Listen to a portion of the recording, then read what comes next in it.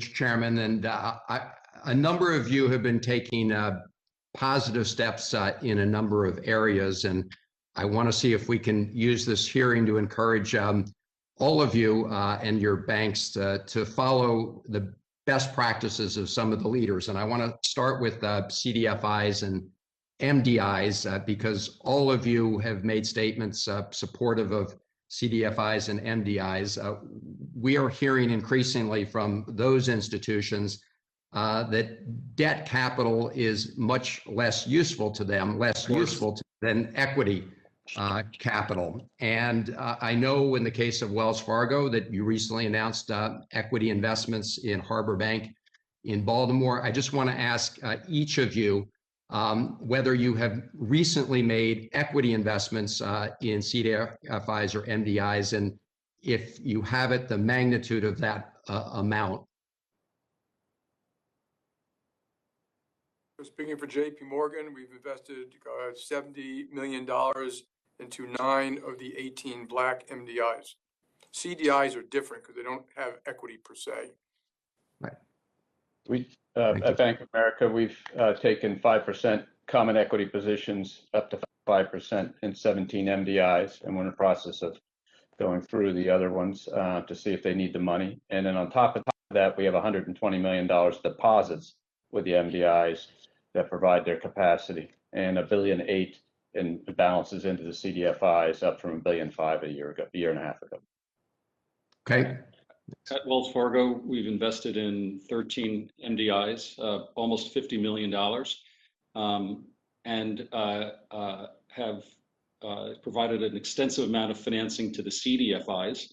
We've committed $250 million of our Open for Business Fund, which was from the PPP fees. Over 150 million of that has already been distributed, and they in turn can lever that up. Okay. And at Citigroup, we've invested $50 million in equity into MDIs, and we work with MDIs and CDFIs across the country in different protege programs, providing technical support to them, marketing and other talent-based investments as well. Okay, there's no easy standardized way for the public to determine how much you all are investing in terms of equity in MDIs or other investments, loans to CDFIs. Would any of you object to reporting to our committee on a regular basis? We can figure out what the interval would be as to where you are in making the kind of investments we're talking about. Any objections to that? Nope. No objection. Okay. So let me now turn quickly to the issue of stock buybacks. I know as we come to the end of this limitation period, many of you are talking about instituting stock buybacks. My question relates to wages paid. I think if you have the capacity and the profits to reward investors, I think at the very least we should also be making sure that all your employees are being fairly compensated. I know that Bank of America has pledged to raise their minimum hourly wage for all employees to $25 by the year 2025. I just want to ask the rest of you if you're willing to make that kind of commitment. Well, I speak on behalf of Morgan Stanley.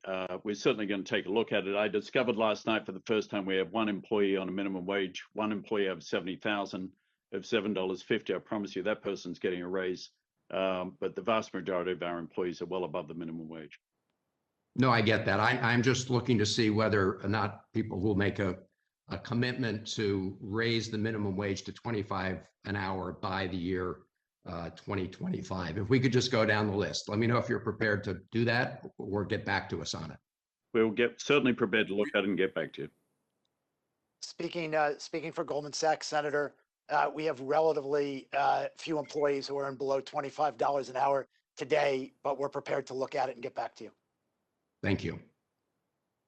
Speaking for Citigroup, similarly, we want to make sure that our people are paid fairly and competitively, and are happy to get back to you on that specific question. Okay.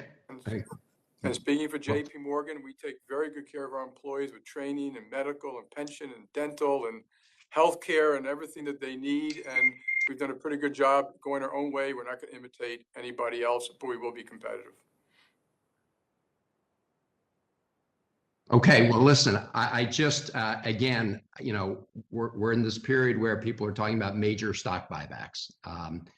It seems to me this is also an opportunity, not just to demonstrate to your shareholders your ability to reward their investments, but also to show your employees that you value their service. And I think the $25 by 2025 is a very reasonable target for all of your institutions. Let me turn and finally to the issue of climate change and investments. I want to commend Ms. Fraser on her decision soon after she took over to establish a new important coal policy, stating that in terms of realizing cities' net zero commitment by 2050, that they will exit all financing for coal power by 2030 in the OECD and EU, and by 2040 in the rest of the world. If I could just ask all of the other CEOs here today whether you'd be prepared to follow the lead that Citi CEO has made in terms of protecting our climate. Mr. Diamond, if we could start with you. I think we need a mature conversation around climate. We need carbon tax. We need industry policy. It's not just about banks stopping financing. We're going to need oil and gas for a long time. It could be made a lot cleaner. So the conversation should be on how we're going to accomplish this in the right way. We can either accomplish reducing CO2 dramatically at no cost to having a healthy economy. If we do it the wrong way, we won't reduce CO2 going down because it'll simply move elsewhere, and we can damage the economy. So I just beg you, let's have a rational conversation, mature and thoughtful, how to go about it.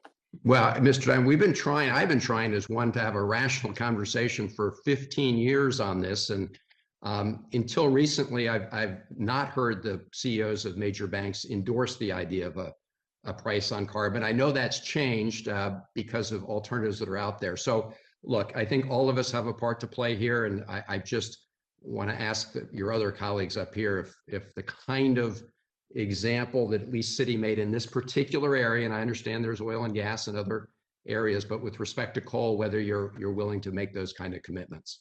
And please be very brief in your response.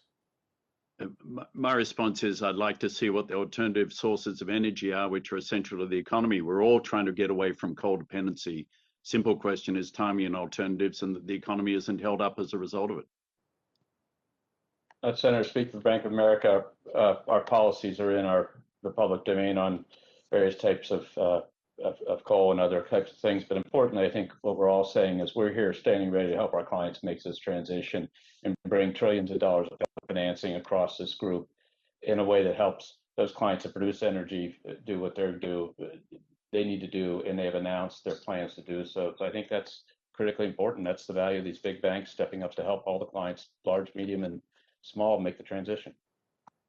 I would echo the comments made by the other CEOs. We're working with our clients on the commission on this transition.